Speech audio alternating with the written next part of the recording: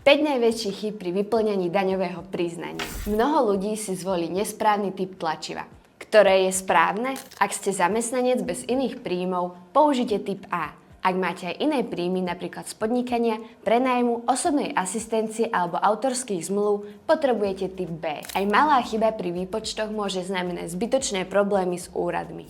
Náš typ? Používajte tlačivo na stránke finančnej správy. Automaticky zaokrúhli sumy a doplní aj základné údaje, ako je DIČ. Chýbajúce alebo nesprávne údaje môžu viesť k zamietnutiu priznania alebo k nutnosti jeho opravy. Pred odoslaním si skontrolujte všetky údaje. Meno, adresu, číslo účtu, DIČ a SKNACE. Častou chybou je neodovzdaná príloha, ktorá môže viesť k zamietnutiu alebo predĺženiu vybavenia priznania. Náš tip: pred podaním si overte, či ste priložili všetky povinné dokumenty, napríklad potvrdenie o príjmoch alebo doklady k daňovým úľavám. Podáte daňové priznanie, ale nezaplatíte daň na čas. Riskujete pokutu. Skontrolujte si splatnosť, väčšinou do 31.